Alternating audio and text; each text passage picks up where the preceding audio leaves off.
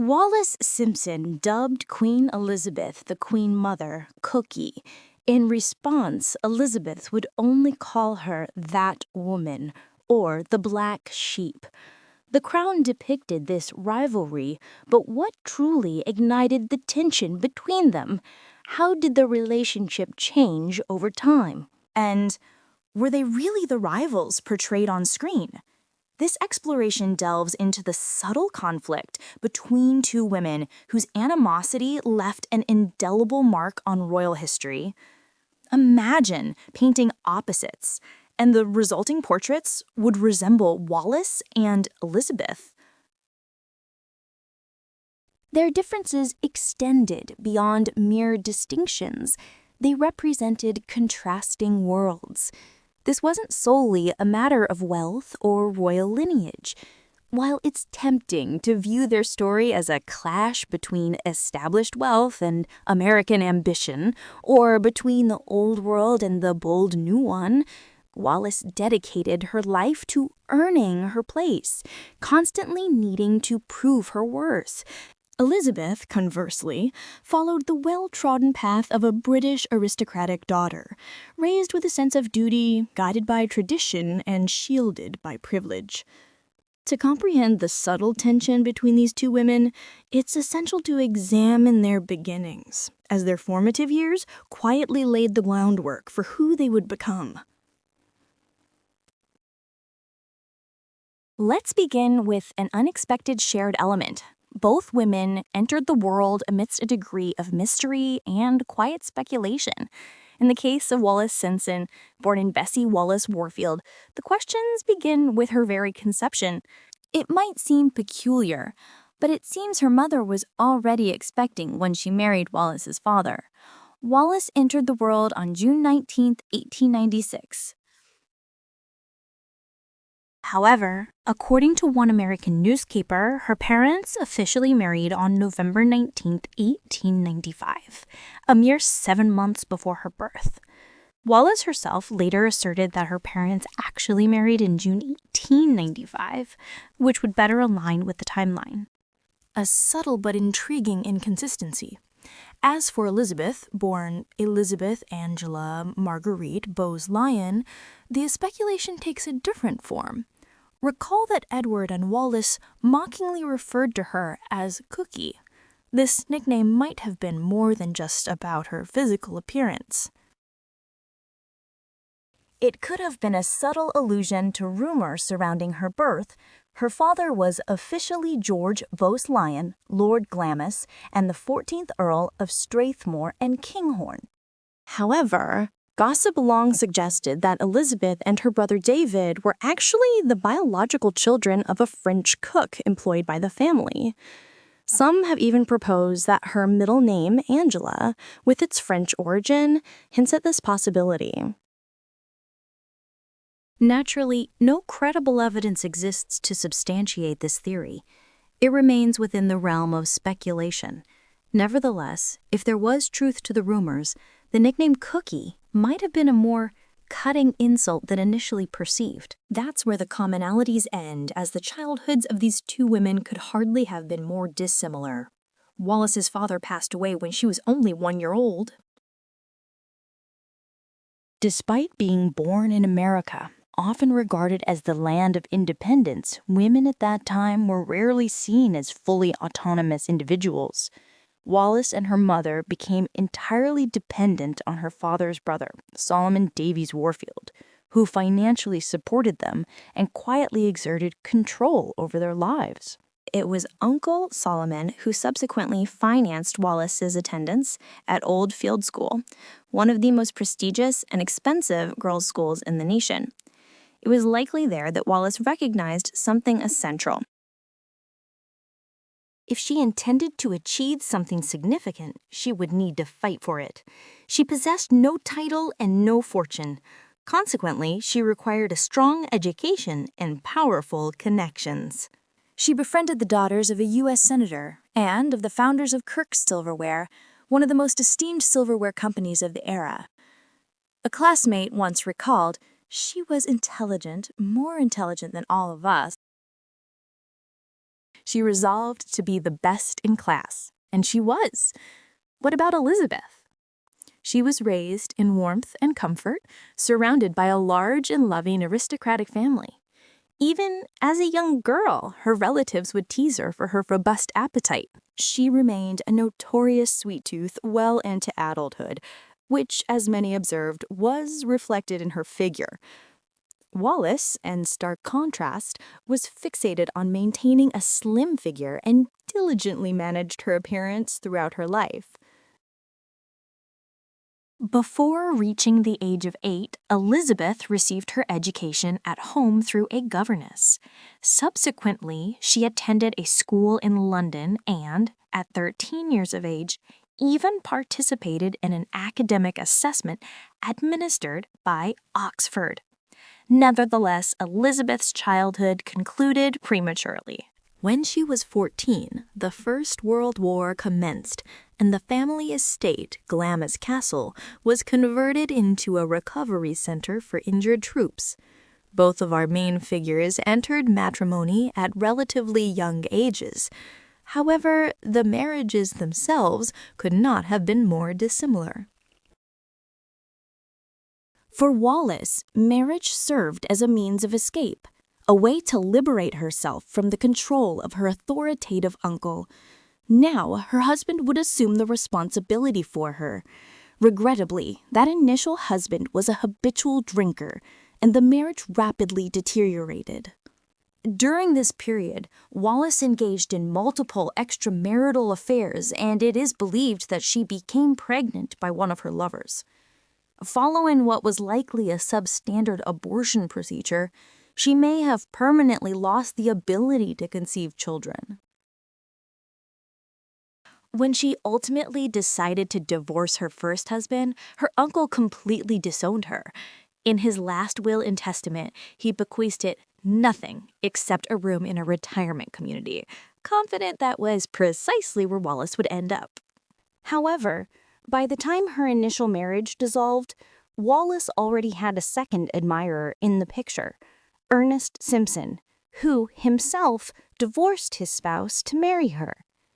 That subsequent marriage proved to be much more stable. Ernest held a prestigious position as a successful shipping executive, and the pair appeared to genuinely care for each other, a sentiment reflected in the correspondence Wallis penned to them, even after she had already married Edward VIII. No matter your location, you can rest assured that not a single day passes without a significant portion of my thoughts being dedicated to you. Now that we have arrived at Wallis's third matrimonial union, I would like to pause and examine it more closely, as it is frequently described as one of the greatest love narratives of the 20th century. But did this statement hold any truth? Wallis did not embark on a deliberate mission to pursue the Prince of Wales. As a seasoned socialite, she simply desired to have someone like him in her social circle, someone of prestige and utility. During their initial encounter, on January 10, 1931, Prince Edward barely acknowledged her presence. At the time, he was romantically involved with another notorious socialite, Thelma Furness, and Wallis was simply another face in the crowd. However, in 1934, Thelma ventured abroad for several months and, in a rather unconventional twist, requested that Wallis supervise the prince during her absence. It was at that point that their romantic relationship commenced. Interestingly, Wallis's husband at the time, Ernest Simpson, did not object to the affair. Within aristocratic circles, such relationships were not only accepted but frequently advantageous, especially when royalty was involved. In actuality, Wallis and her husband ridiculed the prince behind his back, referring to him as Peter Pan, a jab at his reluctance to mature and his detached, fairy tale-like perception of reality. Prior to Wallis, Edward had a protracted history as a womanizer, but once she entered his sphere of influence, he became utterly captivated. At one point, Edward even threatened to slit his own throat if she refused to visit him in Scotland. Some psychologists have posited that Edward projected the image of his mother onto Wallis, with whom he shared a deeply complicated relationship, which may elucidate his fixation. Interestingly, the royal family, including Queen Mary, initially turned a blind eye to the affair, presuming it was merely a transient infatuation. They believed Edward would eventually settle down with a suitable bride once he ascended to the throne. The British court held a dim view of divorced women. Furthermore, given that the monarch is also the supreme governor of the Church of England, which historically forbade remarriage after divorce, the prospect of a twice-divorced woman becoming queen was entirely unacceptable. This, as we are aware, resulted in the abdication crisis of 1936. Wallis and Edward proceeded to spend the remainder of their lives together. They never had children, only a collection of cherished pugs, and perspectives regarding their marriage varied significantly. Some continued to deem it the most remarkable love chronicle of the century. Others perceive it as a destructive partnership in which one individual was emotionally manipulated into submission. There is substantial evidence to suggest that Wallis frequently disparaged or dismissed Edward, possibly as a means of retribution for the manner in which her own life had been upended. After all, she had almost instantaneously become one of the most loathed women in Britain. But what are your personal opinions? Was it genuine affection or a royal tragedy disguised as a romantic narrative? Elizabeth, conversely, only consented to marry Bertie upon his third proposal. Despite garnering considerable admiration, she felt apprehensive about becoming a member of the royal family. She possessed a profound understanding of the demands such a life would impose. She once admitted her fear of permanently losing the freedom to think, speak, and act in accordance with her true beliefs. Bertie, also known as Prince Albert, the future King George VI, conveyed to his family that he intended to marry no one else. Queen Mary herself paid a visit to Elizabeth's family's estate to personally evaluate the young woman who had captivated her son. Subsequently, she declared that Elizabeth possessed the unique ability to bring happiness to Bertie. This assessment proved accurate, as their marriage was enduring and filled with affection. Elizabeth evolved into her husband's paramount source of strength, providing guidance, emotional sustenance, and even aiding him in overcoming the stammer that had troubled him, particularly during public engagements. It was likely this unwavering stability and strong sense of moral obligation that made it challenging for Elizabeth to embrace or empathize with Wallis. Wallis had experienced 2 divorces and was embarking on a third marriage amid scandalous circumstances. Conversely, Elizabeth had only ever been devoted to one man. She had cherished scripture since her school days, and her life was characterized by modesty and adherence to family values. Let us now turn our attention back to the dynamic between these 2 women. When did Elizabeth and Wallis initially cross paths? It is highly probable that their first encounter transpired at an ice skating event in January of 1933. At that time, Elizabeth was still known as the Duchess of York, and she and her husband received an invitation to skate alongside the Prince of Wales and Thelma Furness, the very same Thelma who would soon entrust the prince's care to Wallis. Wallis subsequently communicated to her husband, "The weather in England is currently cold, and since our arrival we have been ice skating on the water with the Duke and Duchess of York. Isn't that amusing?" Also, you can imagine my presence on the ice, but due to prior experience with roller skating, my performance has not been too bad. Elizabeth first made mention of Wallis in a letter addressed to Queen Mary on the 1st of August in 1933, writing, "I sincerely hope that you do not object to my mentioning this, Mamma, but relations are already so much strained when naughty ladies are brought into the mix, and as yet we have not even met the lady in question. I would prefer to remain entirely detached from the situation." They would encounter each other on several occasions, such as in early 1935, when Elizabeth discovered Wallis mimicking her in the drawing room at Fort Belvedere. Elizabeth silently observed Wallis, who promptly ceased the mockery, turned around, and departed.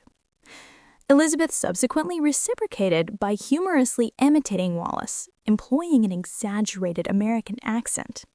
It is evident that the relationship between the two women never truly flourished. The abdication crisis was not the sole factor contributing to their strained dynamic. Even after Edward ascended to the throne in 1936, Wallis encountered Elizabeth once more, this time in the company of her daughters, Princess Elizabeth and Princess Margaret.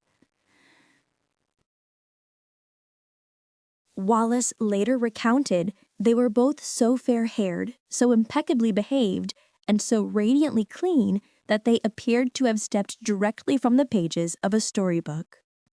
In September of 1936, the king hosted a dinner party at Balmoral Castle, which has since become infamous. The Duke and Duchess of York reluctantly agreed to attend, and the other guests were already present upon their arrival. Wallis reportedly approached the Duke and Duchess to offer a greeting and extended her hand. However, Elizabeth declined to acknowledge Wallis, stating audibly, "I have come to dine with the king." Elizabeth made no further attempts to engage in conversation, and they were the first to depart. The situation was awkward, and it appeared that both parties chose to disengage from each other from that point forward. Wallis and Elizabeth remained bitter adversaries for the remainder of their lives. On the 10th of December, the king officially signed his abdication, and on the following day, the Duke and Duchess of York became the new king and queen. Years later, Elizabeth reflected on the abdication, describing it as a terrible surprise to everyone when he decided that he had to leave. It was the entire Commonwealth who voiced their opposition, stating, No, we do not want you to marry this lady." It was a truly tragic situation. We all admired the Prince of Wales and held the belief that he would make an exceptional king.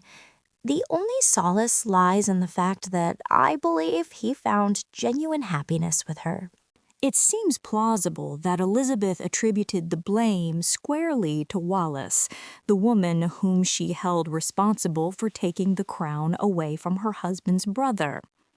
As Edward delivered his concluding remarks, Wallis listened from a seat. She wept openly and eventually retreated into a curled-up position on the sofa. In her recollections, she penned, "I was reclined on the couch, shielding my eyes with my hands, endeavoring to conceal my tears.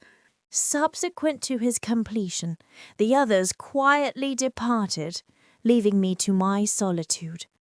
I remained there for a considerable duration before I could compose myself sufficiently to traverse the house and ascend to my chambers. But what sentiments prompted Wallis's tears that evening? Was it the realization that she would never wear the crown, or the quiet existence that she had once envisioned, now irrevocably lost? While Queen Mary and Queen Elizabeth steadfastly supported the new king, the Duke of Windsor, as he was now recognized, concentrated on his impending nuptials with Wallis. They jointly resolved early on that no member of the royal family would be present at the wedding and that Wallis must never be accorded the style of Her Royal Highness. Following the abdication and their subsequent union, the newly designated Duke and Duchess of Windsor made what is generally regarded as the second most imprudent decision of their lives: a visit to Nazi Germany. This particular choice indelibly tarnished both of their reputations, and yet it is posited that they were financially motivated. Having accepted remuneration from the German government for the visit, they disregarded the explicit counsel of the British government to refrain from the journey. But at that juncture, there was little that could be enacted to dissuade them. During the course of their sojourn, they even convened with Hitler personally. The couple was reportedly elated when Hitler addressed Wallis as Royal Highness, a title that had been withheld from her in England.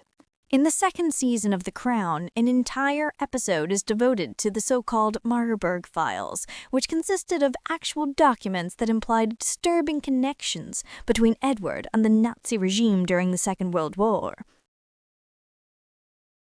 One of the most contentious among them, recognized as the Windsor File, outlines potential collaboration or sympathies between the former king and the Nazis.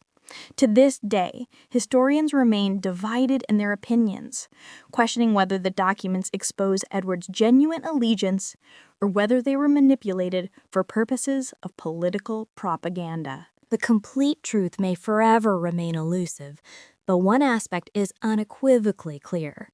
For the royal family, that visit became a perpetual source of embarrassment. Elizabeth's conduct during the Second World War, conversely, could be perceived as an embodiment of loyalty and service to her nation. She steadfastly refused to evacuate Britain during the war, emphatically stating, "The children will not depart without me. I shall not abandon the king, and the king shall never depart." Throughout the duration of the war, she made visits to troops, infirmaries, factories, and neighborhoods ravaged by the Blitz. When Buckingham Palace itself was targeted by bombs, Elizabeth famously proclaimed, "I am gladdened that we have been bombed. It instills in me the feeling that I can look the East End in the face." Looking back, one cannot help but contemplate whether Edward's abdication, occurring just prior to World War II, was in actuality a blessing in disguise. No one can ascertain the kind of monarch he would have been during wartime, but it is challenging to envision the nation enduring such trying times without a resilient, steadfast royal couple at the forefront. Instead of a sovereign with overt sympathies for Nazi Germany, the Queen Mother and Wallis did not encounter each other again until 1967, when both were in attendance at the unveiling of a memorial plaque honoring Queen Mary near Marlborough House. Initially, the Queen Mother demurred from attending if Wallis was invited, but she eventually softened her stance, and the public interpreted this as a gesture of reconciliation. Wallis did not perform a curtsy for the Queen Mother, but they did engage in a handshake. The Queen Mother merely remarked, "How delightful to see you," before proceeding onward. Upon the Duke of Windsor's passing in 1972, Wallis returned to the United Kingdom for his funeral and received an invitation to reside at Buckingham Palace. Historian Elizabeth Longford characterized the funeral as a considerable ordeal for the Queen Mother. The Queen Mother was gracious toward the Duchess, as befitting a queen, gently taking the sadly bereaved by the arm. One of her ladies-in-waiting subsequently remarked, "She was perfectly at ease about meeting the Duchess, but did this genuinely signify a moment of reconciliation?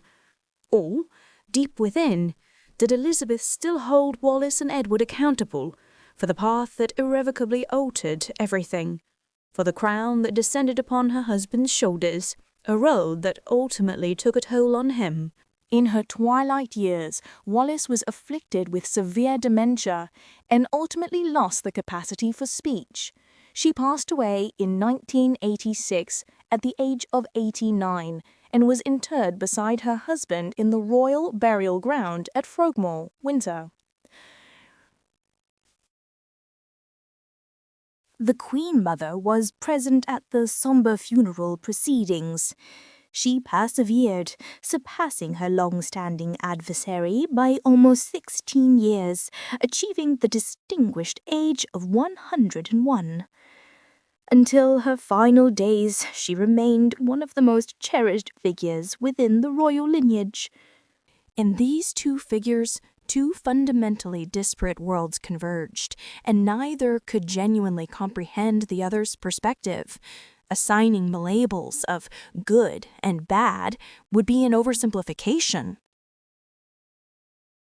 However, one aspect is undeniable. The Queen Mother, mirroring her mother-in-law and subsequently her daughter, possess a profound comprehension of the monarchy's significance, the merit of serving one's nation and its populace, and the essence of adhering to a sense of obligation. For Wallis, hailing from America, all of this must have seemed like an odd, far-off custom, something she never desired to be associated with. She was assimilated into royal existence without entirely comprehending the magnitude of its expectations or the significance underpinning its ceremonies. Nevertheless, history possesses an intriguing propensity to replicate itself. It did not necessitate a century for the royal family to encounter another understated schism.